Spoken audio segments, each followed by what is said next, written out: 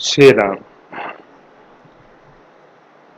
जब संसार के सभी प्राणी एकमात्र ईश्वर की अभिव्यक्ति हैं, तो क्यों प्रत्येक स्तर पर भिन्नता ही समझ में आती है। जैसे व्यक्तिशः रुचियां, कर्म, जानकारी, प्रारब्ध, भाग्य आदि का अलग अलग होना। सभी प्राणियों की मौलिक एकता अथवा कनेक्टिविटी को किस प्रकार जाना या अनुभव किया जाए, कृपा कर इसे समझाइएगा।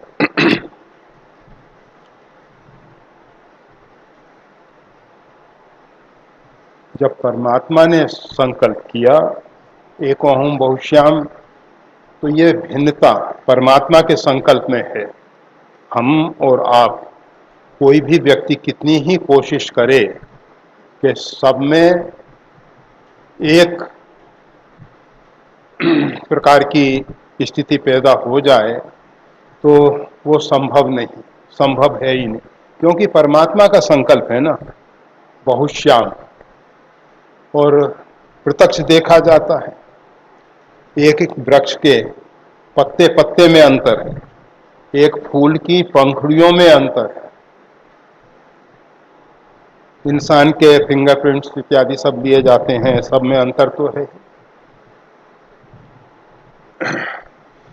परमात्मा नित्य नूतन सृष्टि का विस्तार करता है, हमेशा उसमें नूतनता बनी रहती है, नवीनता। ये परमात्मा की लीला है। इंसान ऐसा नहीं कर पाएगा, नहीं कर पाएगा, कर ही नहीं सकता। उस पर इतनी शक्ति सामर्थ्य नहीं। उस परमात्मा को ये सृष्टि जो है अत्यंत पुरातन है। जिस प्रकार से वो पुरुष पुरातन है, पुरुष अर्थात परमात्मा पुरातन पुरुष है, और वो पुरुष अर्वाचीन भी है, प्राचीन भी है।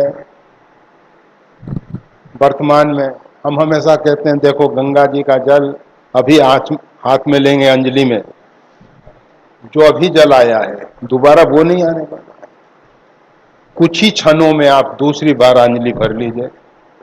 हमेशा जल में नूतनता नूतनता नवीनता। गंगा कितने समय, इसी प्रकार से सृष्टि जो है प्रभा रूप में बहती चली आ रही है, बहती चली।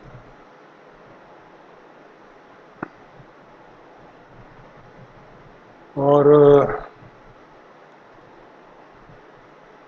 अगर एक स्वर्णकार स्वर्णत्व को पहचान जाए, पहचानता ही है, स्वर्णकार है तो सोने को तो पहचानेगा ही। अब उसके सामने सोने के भिन्न भिन्न प्रकार के टुकड़े, कोई त्रिकोण, कोई चतुष्कोण, कोई वृत्ताकार, ऐसे टुकड़े रख दिए, आभूषण रख दिए जाए,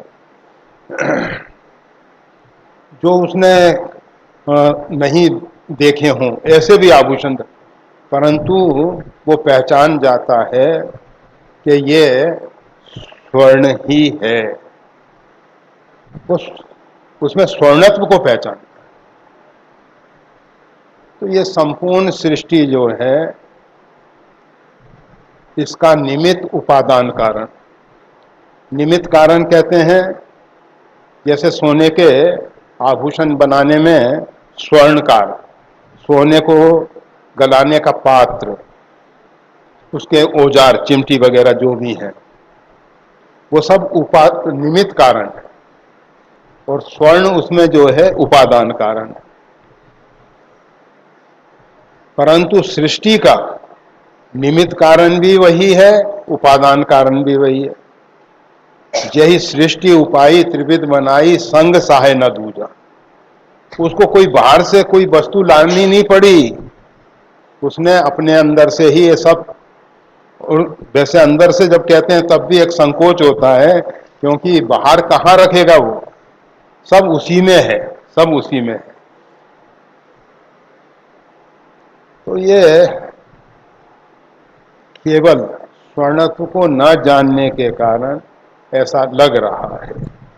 और एक दूसरा उदाहरण दिया जाता है, जैसे किसान ने गेहूं बोया,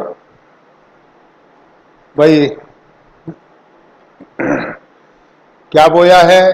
गेहूं बोया गया है। अब वो थोड़ा बड़ा हो गया, हरी हरी घास जैसा दिखाई देने लगा। एक जो अनभिज्ञ व्यक्ति है वो पूछता है, भाई ये कौन सी घास है? चाहे घास नहीं है, गेहूं है। गेहूं, ये तो गेहूं है। बोया था तब गेहूं है, बीच में गेहूं है, काटने के समय फिर गेहूं। तीनों स्थिति में, सृष्टि के आदि में, मध्य में, अंत में ब्रह्म ही ब्रह्म है। सृष्टि लय होती है कहाँ होती है? परमात्मा में होती है, ब्रह्म में होती है। सृष्टि का प्राकट्य होता है जिसको लोग सृजन कहते हैं। वैसे वास्तविक में सृजन नहीं है, ये सब वो परमात्मा के अंदर रूपांतरण हो रहा है। परमात्मा की जो प्रकृति है और वही महातत्व इत्यादि को प्रकट कर देती है। उससे सूक्ष्म तन्मात्राएं आती हैं, पंच महाभूत आते हैं। और पंच महाभूत में जैसा आप देखते हो, आकाश, आकाश में वायु, वायु में तेज, तेज में फिर जल, और जल में पृथ्वी। इस प्रकार से रूपांतरण हो गया। और जब सृष्टि लय होने लगती है, क्षिति जल पावक गगन समीर, क्षिति मतलब पृथ्वी,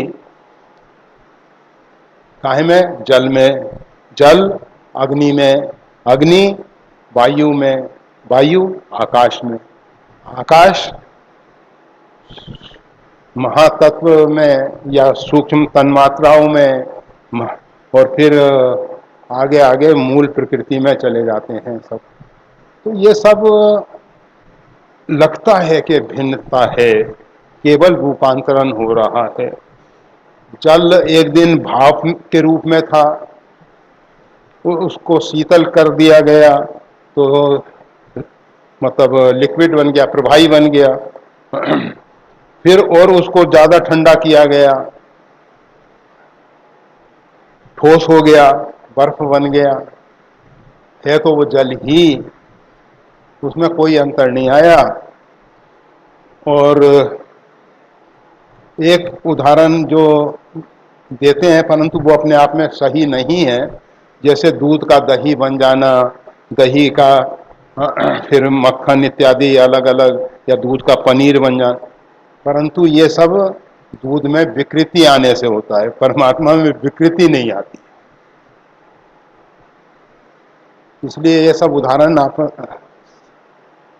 सही नहीं है, परंतु समझाने के लिए किसी भी प्रकार से ये बात समझ में आ जाए कि ये सब परमात्मा ही परमात्मा है, सृष्टि जो है परमात्मा से भिन्न नहीं।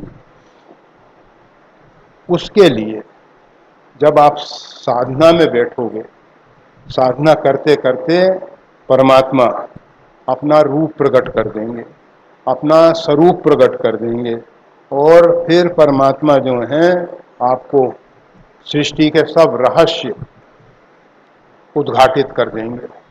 उनको प्रकट करने के लिए आपको कोशिश नहीं करनी है। परमात्मा अपने आश्रितों को अज्ञानी नहीं रखते हैं, मोह निद्रा से उसको जगा देते हैं। कौशल्याम्बा है, यहाँ हुआ दुई बालक देखा, मति ब्रह्म मोर की आन विशेखा, दिखा दिया परमात्मा ने कि जो पालने में सो रहा है वही इष्ट देव के रूप में खड़े हैं।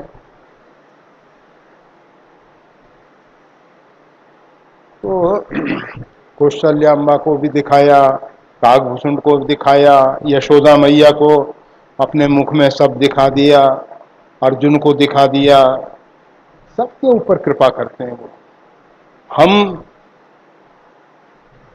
अभी उस योग पात्र नहीं बने हैं। पात्रता के अभाव में ये स्थिति है कि हम अभी उसको नहीं पहचान पा रहे। एक व्यक्ति जो है भिन्न भिन्न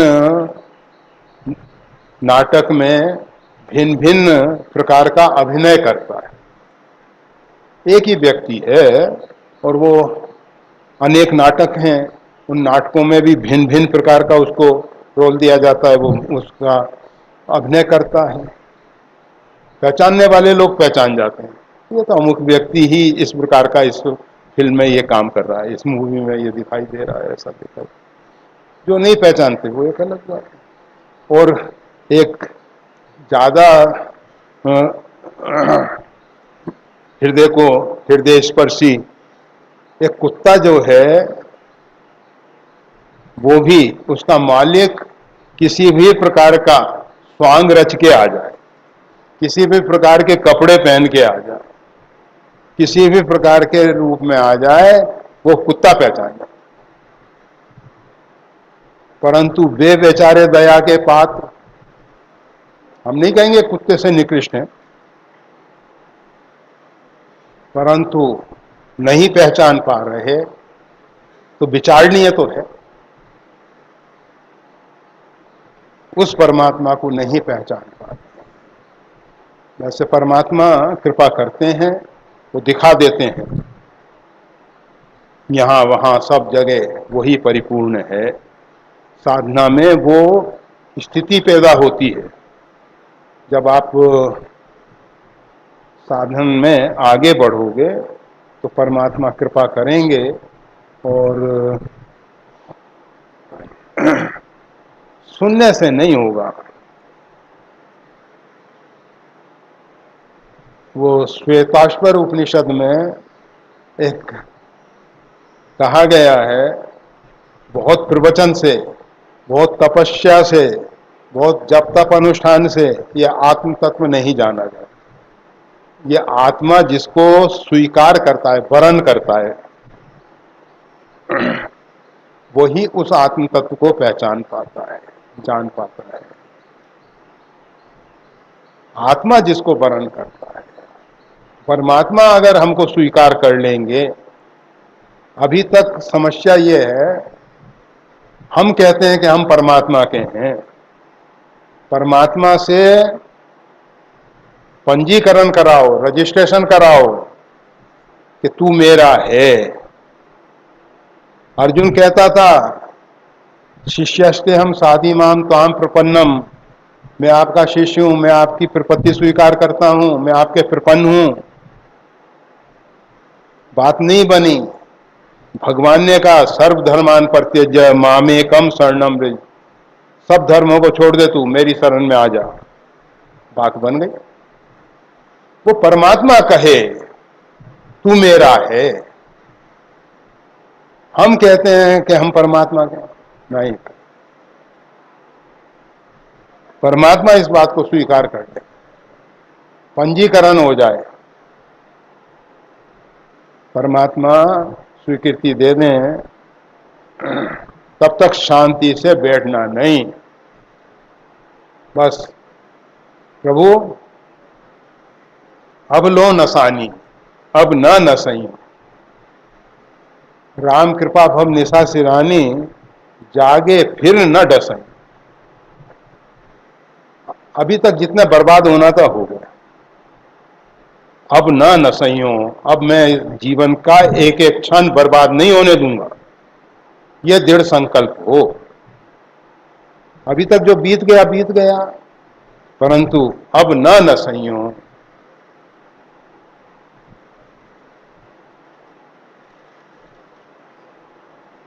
एक बार परमात्मा ने मोह रूपी रात्रि से जगा दिया, जागे फिर न डसइयों, फिर बिस्तर नहीं बिछाएंगे, फिर सोने की चेष्टा नहीं करेंगे। दृढ़ निश्चय करना है। तो बहुत बीत गया, कितने जन्म लिए हैं अभी तक, कितनों को अपना माता पिता भाई बंधु सब बनाया है। अब अपने वास्तविक स्वरूप को पहचाने। और जिस दिन आपने अपने स्वरूप को पहचान लिया, कर्म की होई स्वरूप ही चीन है, कर्म का बंधन टूट के गिर गया, फिर आप करता नहीं रहे। क्रियाएं तो होंगी, ऐसा नहीं है कि आप श्वास नहीं लोगे, आप चलोगे फिरोगे नहीं, आप पत्थर बन जाओगे, ऐसा नहीं है। शरीर भोजन भी करेगा, जीवन मुक्त ब्रह्म पर, जीवन मुक्त जो महापुरुष हैं, स्थित प्रज्ञ, जो प्रज्ञा में स्थित हो गए हैं, वो कैसे चलते फिरते उठते बैठते हैं। गीता में अर्जुन ने प्रश्न किया है, भगवान ने उसका उत्तर दिया है। तो जिस प्रकार से स्थित प्रज्ञ रहता है, जिस प्रकार से जीवन मुक्त, उसी प्रकार से आप रहो। उस स्थिति में क्रियाएं होंगी, परंतु कर्म नहीं। क्रिया में जब अहंकार जुड़ता है तब वो कर्म बनता है। अगर क्रिया के साथ अहंकार न जुड़े, अब गंगा कभी नहीं सोचती कि हम इतने जीवों को बहा के ले गए, ये सब खत्म हो गए। गंगा को कभी पाप नहीं लगता, नहीं तो बाढ़ में कितने जीव जंतु इसमें खत्म होते हैं, वैसे भी रोज होते होंगे और सुबह से शाम तक होते रहते होंगे, कोई पाप नहीं। अग्नि में कितने जीव जल जल के मर जाते हैं, अग्नि थोड़ी उनको बुलाने गया था कि आओ हम में कूदो और मरो, मर रहे हैं अपने। चरही पतंग मोह बस, ये जो पतंगे हैं मोह के कारण उसके ऊपर आकर्षित होते हैं, उस प्रकाश की तरफ, और जाके अपना शरीर समाप्त कर देते हैं। परंतु अग्नि को कोई पाप नहीं लगता कि इतने जीवों को इसने जला दिया, खाक बना दिया।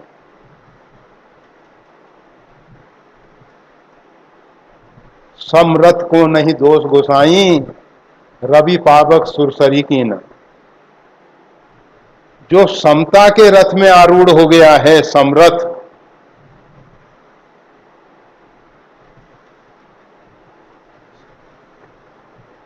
उसी को समर्थ कहना चाहिए। जो समरसता, समरस, समत्व में स्थित हुआ है,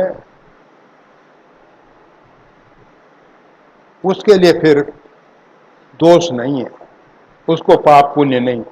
शुभाशुभ परित्यागी भक्तिमान प्रियो न, त्याग ही कर्म शुभाशुभ दायक। शुभ और अशुभ दोनों से ऊपर उठ जाता है, कर्म का बंधन उसके लिए नहीं। ना सोने की बेड़ी है ना लोहे की बेड़ी है। शुभ कर्म आभूषण बन जाते हैं, हाथ का कंगन, बेड़ी नहीं, आभूषण बन रहे हैं। कोई उनको हटाना नहीं चाहता, कोई उतार के अलग रखना नहीं चाहता। दिखाने के लिए हम शुभ को प्रकट करने की कोशिश करते हैं कि हमने इतना इतना जप तप अनुष्ठान किया है, इतना ये किया है, इतना ये किया। परंतु निजमुख कहे शुकित जय भांत, छीजई निश्चर दिन और रात। राक्षस कैसे मर रहे हैं? जैसे अपने मुख से कहा हुआ शुकित, जो हमने सत्कर्म किए हैं, सुकृत, अपने मुख से कह दो। एक राजा ने बहुत तपस्या करके स्वर्ग में इंद्रासन पाने के योग्यता पाई, पहुंच गया, वहां स्वर्ग पहुंच गया। इंद्र ने कहा देवगुरु बृहस्पति से कि महाराज, ये तो मेरा आसन लेने के लिए आ गया है, क्या करूं मैं? कहा इससे पूछो तुमने कौन सा पुण्य किया जिसके कारण तुम स्वर्ग में आए, कौन से पुण्य किए जिसके कारण तुम इंद्रासन पे बैठने के लिए अधिकारी बने। और जब उसने अपना मुख से अपना पुण्य कहा, देवगुरु बृहस्पति ने घोषणा करी, इसका पुण्य छीन हो गया। निज मुख कहे सुखित जय भांति, अपने मुख से अपना पुण्य कह दो, बात खत्म। और इसी प्रकार अपने मुख से अपना पाप कह दो, पाप भी घट जाएगा, मतलब जो जो सुनेंगे उसमें भागीदार हो जाएंगे। इसीलिए दूसरों की निंदा नहीं सुननी चाहिए, उसमें हम भागीदार होते हैं ना, वो तो खाली हो जाता है। जिसने पाप किया है वो खाली, सुनने वाले भागीदार, उनको जितना जितना सुना उतना उतना शेयर मिल जाएगा, उतना भाग उनको मिलेगा। अपना अपना। परंतु हम सब अपने पाप को छिपा के रखते हैं और पुण्य को प्रकट करते रहते हैं।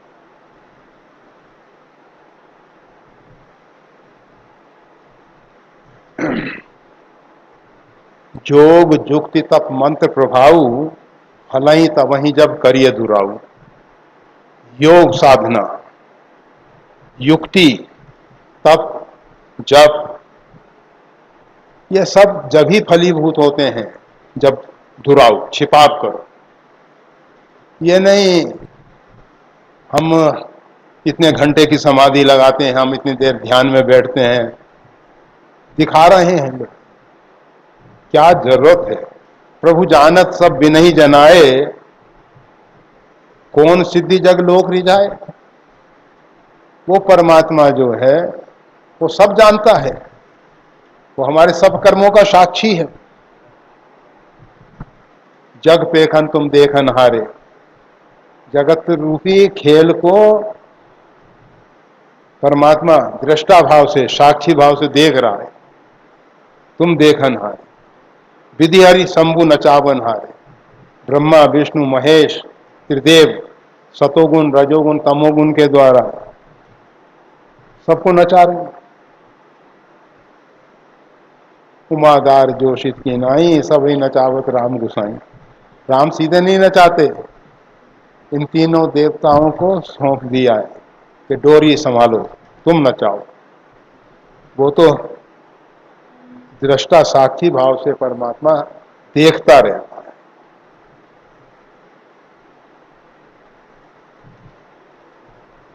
और जब जीव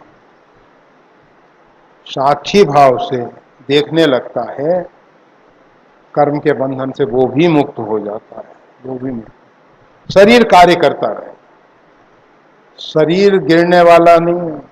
शरीर तो प्रारब्ध पूरा जब तक नहीं होता तब तक टिका रहेगा। जितनी श्वास हमको दी गई है हमको पूरी करनी है। लोग कहते हैं कि देखो अमुक व्यक्ति अपनी श्वास पूरी कर रहा है। श्वास जब तक पूरी नहीं होगी तब तक वो पुर्यष्ट का बहिर्गमन नहीं करने वाली। और उसमें जिसको मोह आसक्ति है, अगर ये वस्त्र हमको बहुत प्रिय लगता है, हम इसको नहीं छोड़ना चाहते, जबरदस्ती कोई छीनेगा तो हमको तकलीफ होगी। इसी प्रकार से ये शरीर रूपी वस्त्र वांशांशी जीर्णानी यथा विहाय, जैसे वस्त्र पुराना हो गया तो हम इसको बदलना चाहते हैं। तो जीवात्मा सुमन माल जिमी कंठ से गिरत ना जाने ही ना। बाली ने जब शरीर का त्याग किया तो जिस प्रकार से हाथी के गले से माला गिर जाए, हाथी के गले में माला पड़ी है उसको मालूम भी नहीं है, इतना विशाल उसका शरीर है, उसको माला का वजन ही नहीं मालूम है कि हमारे गले में माला पड़ी है, और वो टूट के गिर गई तो उसको नहीं। इसी प्रकार से बाली ने शरीर का त्याग किया। होता तो यह जन्मत मरत दुसह दुख हुई, जन्म और मृत्यु के समय भयंकर पीड़ा होती है। क्यों होती है? मोह आसक्ति के कारण। अगर वो मोह आसक्ति नहीं है तो वो पीड़ा नहीं होगी। सब मिला के सारांश इतना ही है कि जितना आप सुने हो, जितना आप पढ़े हो, उसका बैठ के ध्यान के द्वारा अनुभव करें और अथवा जप करते रहें। ध्यान नहीं होता तो घबराने की जरूरत नहीं है, जप करें। और जप करने से परमात्मा वो सब जो आपने पढ़ा है वो सब का रहस्य समझा देंगे कि ये वास्तविक में क्या कहना चाहते हैं ऋषि। संत महापुरुषों के उद्गार जो निकले हैं किस परिस्थिति में निकले हैं वो तब समझ में आएगा। केवल पढ़ने से नहीं होता, केवल सुनने से नहीं होगा। परमात्मा एक बार हमको स्वीकार कर लें, तू मेरा है, और फिर उसके बाद वो सब रहस्य खोल के रखते, सब रहस्य। अर्जुन से यही कहा, तेरा बहुत जानने से क्या प्रयोजन है, कि संपूर्ण अनंत अनंत ब्रह्मांड जो है मेरे एक अंश मात्र में स्थित है। वो विराट पुरुष परमात्मा उसके एक अंश में, और हमारी पृथ्वी जैसे पिंड तो पता नहीं कितना रजकन जैसा भी नहीं होगा, उसके भी अगर वो कहते हैं बाल के अग्रभाग के 100 टुकड़े कर दो, उसके फिर 100 टुकड़े कर दो, ऐसे ही हमारी पृथ्वी एक छोटा सा। और हम सोचते हैं एक एक इंच भूमि के लिए झगड़ते हैं, लड़ते हैं, मरते हैं, यह भूमि हमारी है, हमारी है। तुमने हमारी भूमि दबा ली।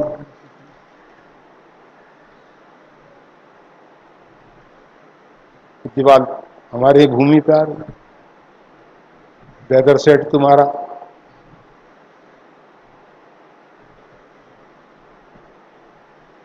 बस अंदर से बोध हो, बाहर से लादा हुआ ज्ञान ज्ञान नहीं है, अंदर से प्रकट होना चाहिए।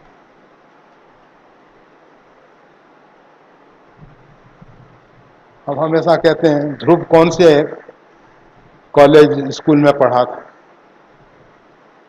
प्रहलाद तो गया था संड और अमर्क की पाठशाला में, शुक्राचार्य जी के द्वारा जो विद्यालय चलता था, जिसमें शुक्राचार्य के पुत्र संड और अमर्क, संडामर्क के द्वारा जो विद्यालय चलता था, हम उसको गुरुकुल नहीं कहेंगे क्योंकि वो संड और अमर्क सही गुरु कहलाने लायक नहीं। जैसे द्रोणाचार्य को लोग भले ही कहें कि गुरु द्रोणाचार्य, परंतु उन्होंने गुरु का कार्य नहीं किया। एकलव्य अच्छे शिष्यों में गिना जाएगा, परंतु द्रोणाचार्य गुरुओं में नहीं गिने जाएंगे। अच्छे की तो बात ही खत्म। उन्होंने अपना गुरुत्व, अपना गौरव समाप्त कर दिया। और जिस गुरु का गौरव नहीं है, जिस गुरु में गुरुत्व नहीं है, भारीपन नहीं है, गुरु यानी भारी, वजनदार, डगमगाए नहीं, हिले नहीं, नाना प्रकार के झंझावातों से अपने आप को स्थिर रख सके।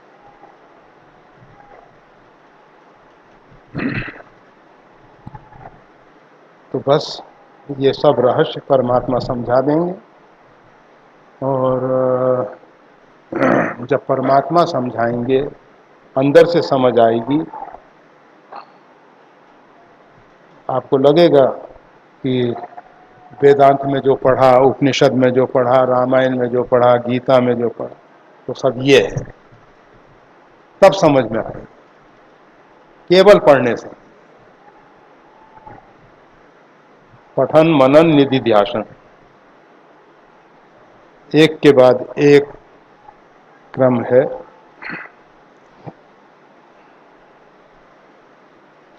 चलें थोड़ा भुसुंडी जी के जीवन के विषय में थोड़ी और जानकारी।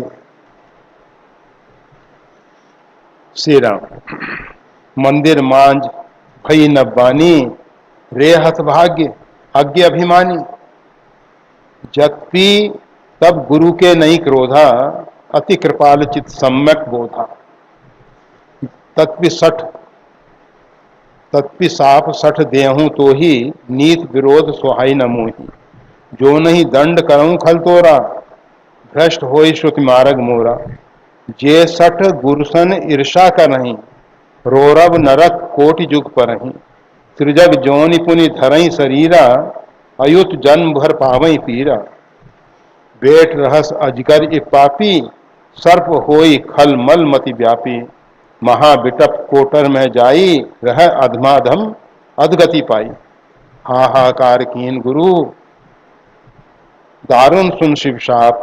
कंपित मोहि बिलोकति, उर उपजा परिताप। कर दंडवत सप्रेम जुज शिव सन्मुख कर जोर। विनय करत गदगद स्वर, समझ घोर गति मोर। श्यावर राम जय जय राम, मेरे प्रभु राम जय जय राम। श्री राम जय राम जय जय। एक बार हर मंदिर जपत रहूं शिव नाम। गुरु आयो अभिमान ते उठ नहीं कीन प्रणाम। सो दयाल नहीं कहे कछ, उर्ण रोष लवलेश। अति अघ गुरु अपमानता, सही न सके महेश। एक बार की घटना बताई जा रही है। गुरुदेव ने इतने बारंबार समझाया, परंतु लाग न और उपदेश, फिर भी वो उपदेश लगा नहीं। अगर एक व्यक्ति के मुख में नमक की डेली है, नमक रख रखा है, तो दूसरा स्वाद उसको कैसे आएगा? वो नमक इतना घुल के अपने मुंह में अपना प्रभाव जमा लेता है, उसका स्वाद फिर नहीं आता है। नमक का ही प्रभाव दिखाई देता। हमारे जो दुराग्रह हैं, हमारे जो पूर्वाग्रह हैं, जो बहुत दृढ़ता पूर्वक जम चुके हैं, उनको हटाना इतना सहज नहीं, इतना सरल।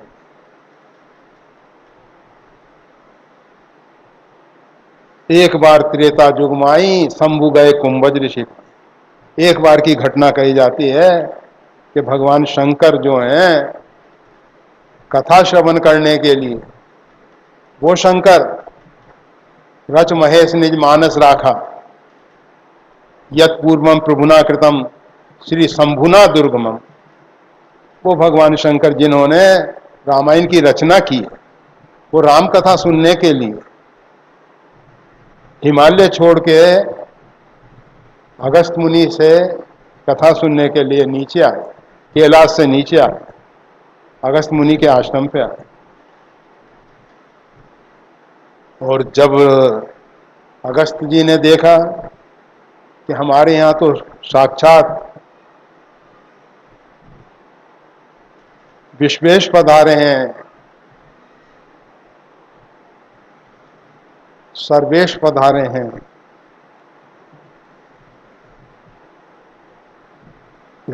पूजे ऋषि अखिलेश्वर जान। उन्होंने अखिलेश्वर जान के, संपूर्ण विश्व ब्रह्मांड का ईश्वर जान के पूजा की। और सती जी साथ में थी, संग सती जग जननी भवानी। पूजे ऋषि अखिलेश्वर जान, पूजा हुई। अब उस पूजा का अर्थ शंकर जी को लगा कि देखो कितने महापुरुष हैं, व्यास गद्दी छोड़ के मेरा सम्मान करते हुए मेरी पूजा की।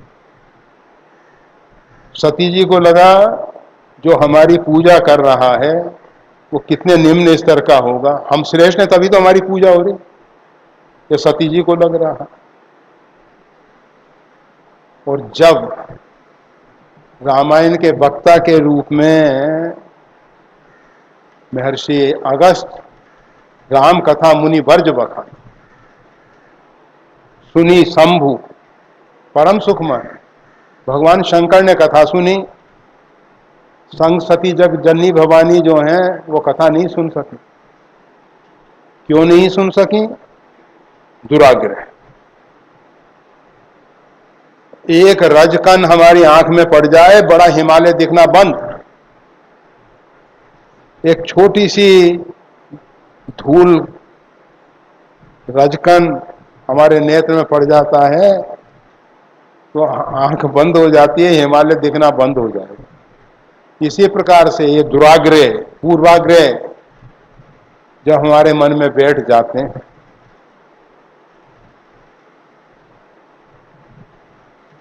उनके कारण सती जी कथा नहीं सुन, उनको मोह हुआ और रास्ते में कथा सुन के जब लौट रहे थे भगवान शंकर, भगवान सीताराम, वो भगवान राम लक्ष्मण का दर्शन हुआ।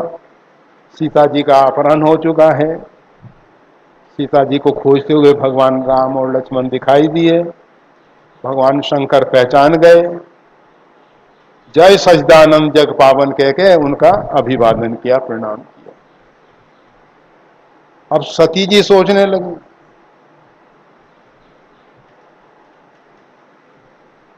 ये एक राजा के कुमार, राजकुमार जो पत्नी का विरह के कारण, पत्नी का विरह हुआ है जिसके कारण उसको खोजते हुए, और इसको भगवान शंकर सजदानंद कह के प्रणाम कर रहे हैं।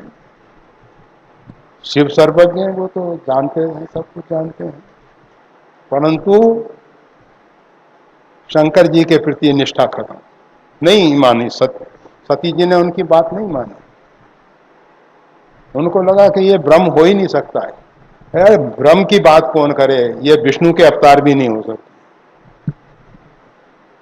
अगर विष्णु के अवतार होते तो इस प्रकार से अज्ञ की भांति, अज्ञानी की भांति नारी विरह में दुखी होते क्या? दुराग्रह, पूर्वाग्रह। भुसुंड जी के साथ भी ऐसी ही स्थिति बनी। इतना गुरुदेव ने ऊपर समझाया है। एक बार गुरुलीन बुलाई, मोहिनी तो बहु भांत सिखाई, परंतु कोई फायदा नहीं। चिकने घड़े पे कितना ही पानी छोड़ो, सब बह जाता है, नहीं चिपकता। नहीं।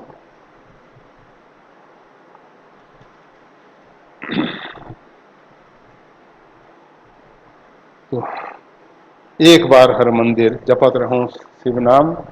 एक बार की घटना है, मंदिर में बैठ के भगवान का ओम नमः शिवाय जप कर रहा था। गुरु आयो, गुरुदेव पधारे। अब मानते उठने की इन प्रणाम। अहंकार में मैं इतना डूब चुका था, अभिमान मेरे में इतना बढ़ चुका था कि मैंने उठ के अभिवादन नहीं किया, प्रणाम नहीं किया। उठने की इन प्रणाम। सो दयाल नहीं कहे कछु। वो तो गुरुदेव तो बहुत दयालु, उन्होंने कुछ नहीं कहा। देखो चेला कितना अच्छा है, कितना निष्ठापूर्वक जप कर रहा है। उनके मन में ये पवित्र भाव आया कि बहुत अच्छा है, भगवान का जप कर रहा है, बहुत अच्छा, भगवान इस पर कृपा कर। उर्ण रोष लवलेश, हृदय में लेश मात्र भी, लवलेश मात्र भी रोष नहीं, क्रोध नहीं। अति अघ गुरु अपमानता। और जब भगवान शंकर ने देखा, सही न सके महेश, भगवान शंकर सहन नहीं कर सके, इसने अत्यंत भारी जघन्य अपराध कर दिया। क्या? अति अघ गुरु अपमानता। गुरु का जो अपमान किया है, इससे भयंकर अपराध क्या हो सकता है? सही न सके महेश, भगवान शंकर से सहन नहीं हुआ और मंदिर मांझ भई नभवानी। मंदिर के अंदर आकाशवाणी, आकाशवाणी अर्थात कोई दिखाई नहीं दिया, परंतु वाणी स्पष्ट सुनाई दी। क्या कहा गया आकाशवाणी के द्वारा? रे हतभाग्य अज्ञ अभिमानी, अरे अज्ञानी अभिमानी, तूने अपने भाग्य को नष्ट कर दिया, तूने अपने भाग्य को नष्ट कर दिया। यद्यपि तब गुरु के नहीं क्रोधा, यद्यपि आपके गुरुदेव के अंदर क्रोध नहीं है, अति कृपाल। क्यों नहीं है क्रोध? अति कृपाल है, अत्यंत कृपालु है। चित्त सम्यक बोधा, उनका चित्त जो है ना सम्यक प्रकार के बोध से भरा हुआ है, उनको सम्यक प्रकार का बोध हो चुका है, इसलिए उनको क्रोध नहीं। क्रोध कब होता है? क्रोध की द्वैत बुद्धि बिन, द्वैत की बिन अज्ञान, अज्ञान के कारण द्वैत बुद्धि होती है और द्वैत बुद्धि के कारण क्रोध होता है। अगर हमारे अंदर क्रोध है, इसका अर्थ सीधा सा है, हम अज्ञानी हैं। परंतु समस्या क्या है? हम अपने आप को तो समझदार मानते हैं, अमुक ने ऐसा कर दिया, अमुक ने ऐसा कह दिया, अमुक इस कारण से हमको क्रोध हो गया। अरे अमुक ने कुछ नहीं किया है, अमुक ने तो पानी में पत्थर फेंका है और पानी की तलहटी में जो गंदगी जमी हुई थी उस पत्थर के कारण उभर के ऊपर आ गई।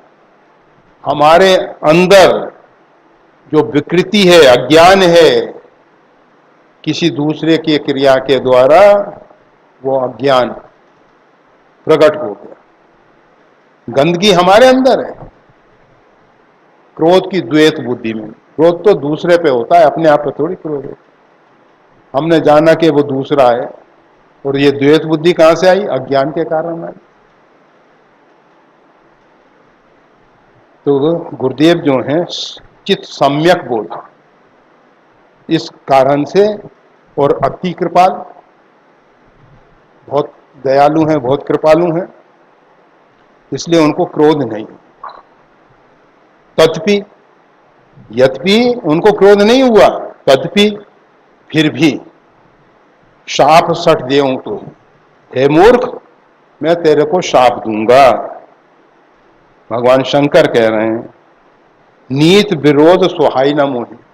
ये जो नीति के विरुद्ध चलने वाले लोग हैं वो मेरे को अच्छे नहीं लगते हैं, भले ही तुम कितना जप तप अनुष्ठान करो,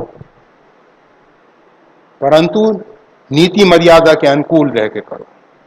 अगर नीति मर्यादा के विपरीत कार्य करते हो तो भगवान को अच्छे नहीं लगते। हम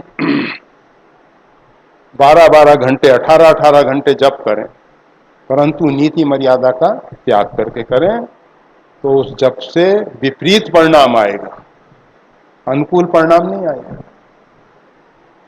अच्छा परिणाम नहीं आएगा, विपरीत परिणाम आएगा।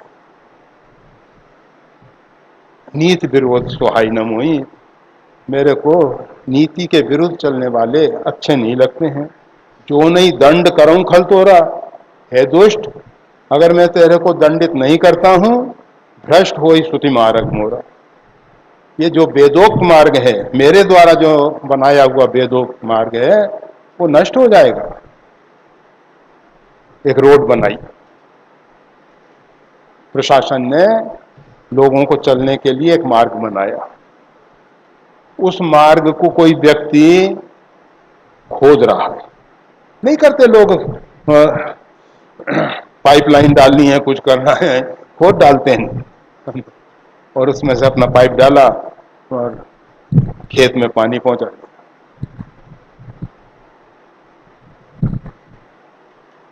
तो जब प्रशासन देखता है कि ये रोड तोड़ रहा है तो उसको दंड देना पड़ता है। अगर दंडित नहीं किया जाएगा तो ऐसे तो सब रोड पे मत्स्य पालन करने लग जाएंगे, अर्थात गड्ढे खोद खोद के पानी भर के मत्स्य उद्योग चलेंगे वहां तक।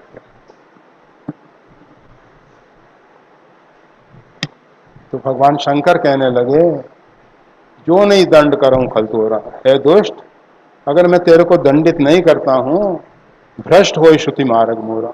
ये मेरे द्वारा बनाया हुआ जो वेदोक्त मार्ग है, कल लोग, अरे वो सुंडी जी मंदिर में भगवान शंकर के सन्निकट महाकाल के मंदिर में बैठ के जप कर रहे थे। गुरुदेव आए और उठ के प्रणाम नहीं किया। क्या होता है? कुछ नहीं हुआ, देख लिया। अगर कुछ गलत होता तो भगवान शंकर इस प्रकार की वार्ता लोग करेंगे, यद यद आचरती श्रेष्ठ तद देवेतरो जना। जैसा जैसा श्रेष्ठ आचरण कर जाते हैं वैसा इतर लोग भी करने लगते हैं। इसलिए जो नहीं दंड करूं खल तोरा। है दुष्ट, अगर मैं तेरे को दंडित नहीं करता हूं तो भ्रष्ट हो स्तुति मार्ग मोरा। ये वेदोक्त मार्ग टूट जाएगा, इसमें फिर कोई नहीं चल पाएगा। भगवान शंकर क्रोध करते हैं, परंतु किसके लिए करते हैं? समाज के हित के लिए, आने वाले साधकों के कल्याण के लिए। उनको अपना व्यक्तिगत कोई वो नहीं है। शंकर जी का अपमान थोड़ी किया था, उनका तो जप कर रहा था ओम नमः शिवाय। हमें क्या करना है? हमारे को तो ये मानता है। ऐसा नहीं सोचा भोले बाबा ने। भोले बाबा ने विचार किया कि आने वाले साधकों के लिए इससे क्या संदेश जाएगा, लोग क्या प्रेरणा लेंगे।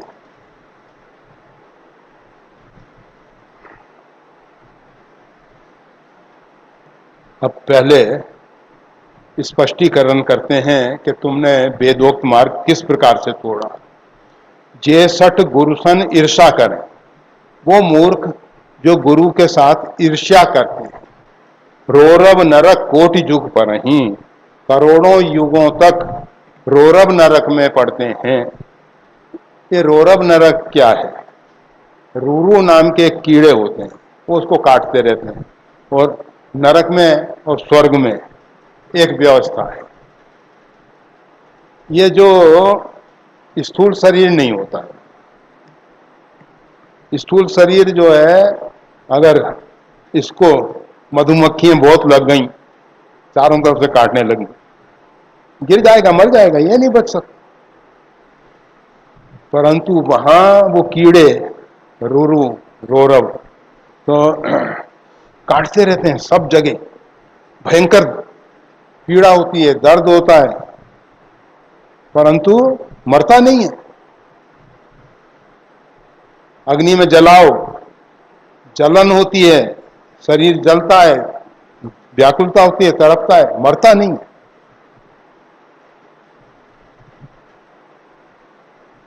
पृथ्वी पे अगर थोड़ा भी अग्नि में रख दो उसको, मर जाएगा, तुरंत मर जाएगा, नहीं जी पाएगा। नरक और स्वर्ग इसीलिए बनाए। व्यक्ति अपने कर्म का फल अल्प काल में, थोड़े काल में भोग ले, नहीं तो जन्म ले लेके बारंबार पता नहीं कितने जन्मों में उतना भोग नहीं भोग सकता, क्योंकि थोड़ी सी तकलीफ में गया, नहीं सहन कर पाएगा सब। तो जो यातना शरीर होता है उसको जलाओ, तड़पाओ, कुछ भी करो, वो मरता नहीं है, मरता नहीं। रोरब नरक कोटि युग पर है, करोड़ों युग तक रोरब नरक में पड़ते हैं। कौन? जे सठ गुरुसन ईर्ष्या करें, जो गुरुदेव के साथ ईर्ष्या करते हैं कि इनका इतना मान सम्मान, हम हमारा क्यों नहीं, हम भी साधु ही हैं, यह भी साधु हैं, इनका इतना मान सम्मान होता है, हमको कोई पूछता ही नहीं। इनको तो थाल में पता नहीं क्या क्या भोजन के लिए आता है, हमको तो सूखी रोटी भी नहीं मिलती। ईर्ष्या कर, और भी पता नहीं कौन कौन सी ईर्ष्याएं हो सकती हैं। इनको कुछ ना तो संस्कृत का ज्ञान, ना भाषा का ज्ञान, और लोग इनको मानते हैं। ये तो सुबह से शाम तक चिलम पीते हैं, इनको बहुत सम्मान मिलता। हम तो इतना सदाचार पालन करते हैं, फिर भी हमको कुछ। तो जे सठ गुरुसन ईर्षा करें, जो गुरु से ईर्ष्या करते हैं, डाहा करते हैं, गौरव नरक कोट जुग पर रही, त्रिजग जोन कुनि धरई शरीर, नरक यातना भोगने के बाद त्रियग योनियों में, ये सर्प बिच्छू इत्यादि, ये सब त्रियग योनि, कुनि धरई शरीर। फिर भिन्न भिन्न प्रकार के उनको शरीर धारण करने पड़ते हैं। अयुत जन्म भर पावई पीरा, 10,000 अयुत यानी 10,000 जन्मों तक पावई पीड़ा, 10,000 जन्मों तक पीड़ा पाते हैं। ये सृष्टि अरबों खरबों अनादिकाल से चली आ रही। 10,000 जन्म कोई बड़ी चीज नहीं है। हम सब ने पता नहीं कितने जन्म लिए हैं, कितने जन्मों में क्या क्या भोगा है। अयुत जन्म भर पावही पीरा, बैठ रहस अजगरी पापी। अरे पापी, तू अजगर की तरह बैठा रहा। भुसुंडी जी के लिए कह रहे हैं भगवान शंकर, आकाशवाणी के द्वारा, प्रत्यक्ष नहीं, आकाशवाणी के द्वारा कह रहे हैं, बैठ रहस अजगरी पापी। ए पापी, तू अजगर की तरह बैठा रहा ना, उठा नहीं। सर्प होई खलमल मति व्यापी। है दुष्ट, तेरी बुद्धि जो है दुष्टता से भरी हुई है, मल से भरी हुई है, गंदगी से भरी हुई है, इसलिए तू जा सर्प हो जा। ये श्राप दिया। सर्प होई खलमल मति व्यापी, महाविटप कोटर में जाए, एक विशाल वृक्ष के कोटर में जाके बस जा, रहे अधमादम अधगति पाई। हे अधमादम, इस प्रकार से तू अधोगति को प्राप्त होगा। यह श्राप आकाशवाणी के द्वारा भगवान शंकर ने भुसुंडी जी को दिया है, और गुरुदेव से सहन नहीं, गुरुदेव से सहन नहीं हुआ कि मेरे शिष्य को श्राप दे दिया भोले बाबा ने। और हाहाकार कीन गुरु, दारुण सुन शिव श्राप। हाय हाय भोले बाबा, ये क्या कर दिया, ऐसा भयंकर श्राप दे दिया। हाहाकार कीन गुरु, दारुण सुन शिव श्राप। ये भयंकर श्राप सुन के मानव से कहा कितने जन्मों के बाद मानव जीवन मिला, और उस जीवन के बाद फिर बना दिया इसको सर्प। और समय का कोई निर्धारण नहीं है, कितने लंबे समय तक तू उसमें योनि में रहेगा, उसके आगे का क्या होगा कुछ नहीं। वो तो गुरुदेव भोले बाबा तो पता नहीं उसके बाद कुछ कहने वाले होंगे और श्राप देने वाले होंगे कुछ, परंतु बीच में ही गुरुदेव ने हाय हाय हाहाकार की। ये क्या हो गया भोले बाबा, आप इतने नाराज क्यों हो गए। कंपित मोही बिलोकति। और ये भुसुंडी जी जो है कांप रहे थे श्राप सुन के, सब अभिमान का नशा दूर हो गया। कोई ने कितनी पी रखी है, जब उसकी अच्छे ढंग से पिटाई होती है कांपने लगता है। तो जब श्राप सुना, कंपित मोही बिलोकति, उर उपजा परिताप। गुरुदेव के हृदय में बड़ा परिताप हुआ, हृदय उनका जलने लगा मेरे श्राप को सुन के। यह है गुरु शिष्य के दुख पीड़ा से सुनकर, अभी पीड़ा शुरू नहीं हुई थी, पीड़ा के विषय में कहा गया था सर्प हो जा। उसको सुन के इनके हृदय इतना दग्ध हो गया, इतना जलने लगा। दूसरों के दुख से दुखी हो जाना, दूसरों के सुख से सुखी हो जाना, यह है संतों का लक्षण। यह नहीं कि दूसरा उन्नति कर रहा है तो उसके प्रति ईर्ष्या। नहीं नहीं, भगवान ने बड़ी कृपा की है, इसने पूर्व में कुछ सत्कर्म किए हैं जिसके कारण आज उसका ये परिणाम भोग रहा है। किसी को कष्ट में देखा, इससे कोई ऐसा कर्म हो गया जिसके कारण आज ये दुख भोग रहा है। इसके दुख को दूर करने के लिए हमको यथासंभव सहयोग करना चाहिए, नहीं तो कल हमारी भी ये गति हो सकती है। दूसरों के दुख से दुखी हो जाना, दूसरों के सुख से सुखी हो जाना, ये संतों का लक्षण। गुरुदेव ने क्या किया? कर दंडवत सप्रेम दिज शिव सन्मुख कर जोड़। पहले दंडवत किया है, अर्थात शरणागति स्वीकार की। दंडवत का अर्थ होता है शरणागति। सप्रेम द्विज शिव सन्मुख कर जोड़, हाथ जोड़ के प्रेम से विनय करत गदगद गिरा, और भगवान शंकर से निवेदन कर रहे हैं, प्रार्थना कर रहे हैं, विनय कर रहे हैं। गदगद स्वर, वाणी जो है गदगद हो गई ही है। समझ घोर गति मोर, अपने लिए नहीं कर रहे हैं, मेरी दुर्दशा पे विचार करके प्रार्थना कर रहे हैं। अब ये प्रार्थना आपकी पूर्व परिचित प्रार्थना है, रोज बोलने वाले बहुत से लोग बोलते हैं। नमामि ईशमीशान निर्वाण रूपम विभुम व्यापकम ब्रह्म वेद स्वरूपम। अगर ये प्रार्थना आज तो हो नहीं सकती है, इसका एक दो छंद शुरू कर देते हैं, क्या फर्क पड़ता है, एक आध छंद हो सकता है। वैसे तो 11:20 बता रही है घड़ी, 18। नमामि ईशमीशान्य निर्वाण रूपम विभुम व्यापकम ब्रह्म वेद स्वरूप। हे ईश, नमामि, जो सार्वभौम अस्तित्व का मालिक है। ईश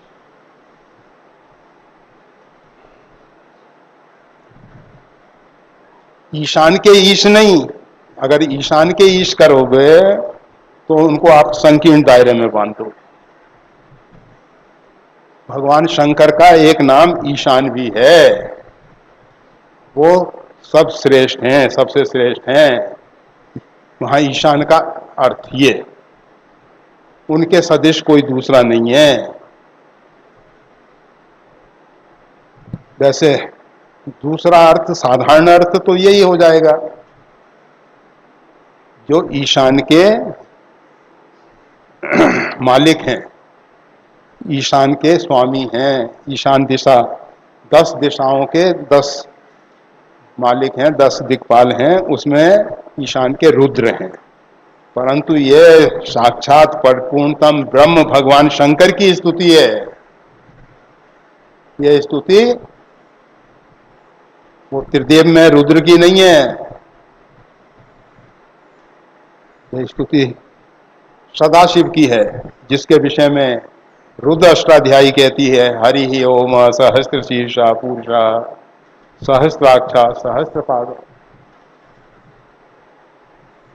वो भगवान शिव की स्तुति है। तो नमामि ईशमीशान निर्वाण रूपम, जो निर्वाण रूप है, जो मोक्ष स्वरूप है, जहां से कहीं आगे रास्ता नहीं है। निर्वाण, वाण यानी रास्ता, आगे का रास्ते सब बंद हो जाते हैं वहां जाके। जहां सुख दुख हर्ष शोक सबसे निवृत्ति हो जाती है, ऐसे निर्वाण रूप में भगवान शिव। नमामि ईशमीशान निर्वाण रूप, निर्वाण रूप। विभुम, फिर आगे व्यापक भी आ रहा है। तो विभु का अर्थ यहाँ व्यापक नहीं, विभु का अर्थ व्यापक भी होता है, परंतु विभुम, विभुम यानी फिर वही सबसे श्रेष्ठ व्यापक है, ब्रह्म है, साक्षात वेद स्वरूप है, ज्ञान स्वरूप है। भगवान शंकर कैसे हैं? साक्षात ज्ञान स्वरूप। कौन सा ज्ञान? शुद्ध संवित ज्ञान, जहां ज्ञाता ज्ञेय ज्ञान त्रिपुटी का अभाव है, वो ज्ञान। निजम, अपने स्वरूप में स्थित हैं, उनके अतिरिक्त कोई दूसरा है ही नहीं। निर्गुणम, ये जो माया के द्वारा रचित गुण हैं, सत्व रज तम, वो उनमें नहीं है। निर्विकल्पम, उनका कोई विकल्प नहीं है। निरीहम, वो अपने आप में आप्त काम है, इच्छाओं से रहित है। निरीह यानी इच्छाओं से रहित, वो आप्त काम है, वो पूर्ण काम है। हमारे अंदर इच्छाएं क्यों पैदा होती हैं? हम अधकचरे हैं, खोखले हैं, इसलिए हमारे अंदर इच्छाएं पैदा। और भोले बाबा कैसे हैं?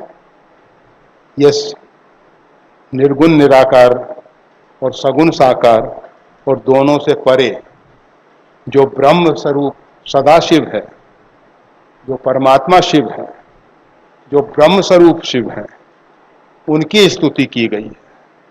वो निर्गुण भी है, वो सगुण भी है, वो निर्गुण निराकार भी है, वो सगुण साकार भी है, और दोनों से परे है। वो हमारी बुद्धि का विषय नहीं है। वहां हमारे मन बुद्धि वाणी जाके लौट जाते हैं, वहां तक उनकी पहुंच नहीं है। बैरियर लगाए, इसके आगे नहीं बढ़ सकते।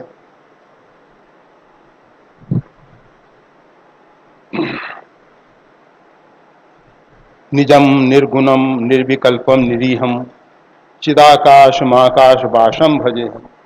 वो जो चिदाकाश स्वरूप हैं, भगवान शंकर जो हैं चिदाकाश स्वरूप हैं, इस महाभूत आकाश में स्थित हैं। जहां भी आकाश है, जहां भी स्पेस है, जहां भी जगह है, वहां वो चिदाकाश रूप में, चिदाकाश महाकाश वाशम भजे हम। इस आकाश में, ये जो पंच महाभूतों में आकाश है, इसमें वो चिदाकाश रूप में विराजमान है। ये जड़ आकाश में वो कैसे हैं? चिदाकाश। भजे हम, मैं उनका भजन करता हूं। ये गुरुदेव के द्वारा, मतलब वो ब्राह्मण जो साधु परम, तो भगवान की स्तुति की जा रही है। निराकार मोंकार मूलम तुरियम गिरा ज्ञान गोतीत मीशम गिरीशम। वो निराकार है, उनका कोई आकार नहीं है, और जितनी भी आकृतियां हैं वो सब उनसे निश्चित होती हैं, इसलिए वो निराकार है। निराकार का मतलब ये नहीं कि उनका कोई आकार नहीं है, हम उसकी कल्पना नहीं कर सकते। हम जो निराकार की एक कल्पना करते हैं कि निराकार अर्थात ये, वो निराकार नहीं है, क्योंकि हमने उसकी कल्पना कर ली, तब तो हमने उसको एक आकार दे दिया, हमारे मन मस्तिष्क में उसकी एक इमेज बन गई। परंतु वो निराकार हैं, उनसे सब आकृतियां निश्चित होती हैं, परंतु उनकी जो आकृति है उसको कोई नहीं जानता, कोई नहीं जानता। वो निराकार है, वो निराकार। ओंकार मूलम, ओंकार उनसे प्रकट होता है। ओंकार की जो ध्वनि है, ओंकार उद्गीत, प्रणव। उद्गीत मतलब ऊंचाई की ओर ले जाने वाला गीत है, ओम ओम। तो ये जो है ध्वनि के वो मूल कारण है। ये ध्वनि उनसे प्रकट हुई है, भगवान सदाशिव से प्रकट हुई है ये। इसलिए ऋषियों ने उनको इसी ओंकार से पुकारना शुरू कर दिया, ओमेति अक्षर ब्रह्म। ये जिसका कभी क्षरण नहीं होता, ये ध्वनि जो है सब ध्वनियों का प्राण है, इसको कहते हैं प्रणव। ये प्रकृष्ट करके नवीन है, नूतन है। ये जो प्रणव की ध्वनि है, ये ध्वनि है। इसको लिखने को भले ही हम सब ऐसा लिख देते हैं ओम, परंतु एक ध्वनि विशेष है और ये सब ध्वनियों का प्राण है। इसको अगर एक बार पकड़ लिया, ये ध्वनि एक बार पकड़ में आ गई, जब साधक साधना में बैठता है तो 7 प्रकार की ध्वनियां उसको सुनाई देती हैं, और उसके बाद अंतिम में ये ओंकार की ध्वनि आती है। और इस ओंकार की ध्वनि के बाद वो अपने स्वरूप का बोध पाता है, और स्वरूप का बोध पाने के बाद ब्रह्म का स्वरूप, उसका स्वरूप सब सामने प्रत्यक्ष होता है। तो ओंकार मूलम, ओंकार के मूल कारण है। तुरियम, वैसे तो हम तो कहेंगे तुर्यातीत हैं, जागृत स्वप्न सुषुप्ति विश्व तेजस प्राज्ञ, इन सबसे परे हैं वो। ये तीन अवस्थाएं जो हैं जीव की हैं, परमात्मा की नहीं है ये अवस्था। वो परमात्मा है, वो तो तुर्यातीत हैं, उनको तुर्य अवस्था में कहा जाता है। जैसे अगर सारा जगत ब्रह्म है तो वो पर ब्रह्म है, अगर सारा जगत में पुरुष हैं तो वो पुरुषोत्तम है, अगर सारा जगत में गुरु हैं तो वो सदगुरु हैं। कुछ और विशेषण देना पड़ता है ना, इसलिए तुर्यातीत हैं, तुर्य से भी परे हैं। गिरा ज्ञान गोतीत मीशम गिरीशम, और इसका अर्थ इस प्रकार भी किया जा सकता है, तुरियम गिरा ज्ञान गोतीत ईशम गिरीशम। गिरीशम कैलाशपति भगवान शंकर, गिरी यानी कैलाश पर्वत, उसके ईश कौन? कैलाशपति भगवान शंकर। वो कैसे हैं? तुरिया, गिरा यानी वाणी, ज्ञान और गो यानी इंद्रियें, इन सबसे अतीत हैं, इन सबसे परे हैं, इनकी वहां पहुंच नहीं है, अर्थात तुरिया से भी वो परे हैं। तुर्य गिरा, वाणी की वहां पहुंच नहीं है, ज्ञान के द्वारा उनको नहीं जाना जाता। कौन सा ज्ञान? ऊपर कहा गया वेद स्वरूपम, वो उसका भी अर्थ इसी प्रकार करना पड़ा था कि ज्ञान स्वरूप है, वेद यानी ज्ञान। परंतु इस ज्ञान, एक ज्ञान से वो परे हैं। कौन से ज्ञान से परे हैं? ज्ञाता ज्ञेय ज्ञान, ये जो त्रिपुटी वाला ज्ञान है, इससे वो परे हैं।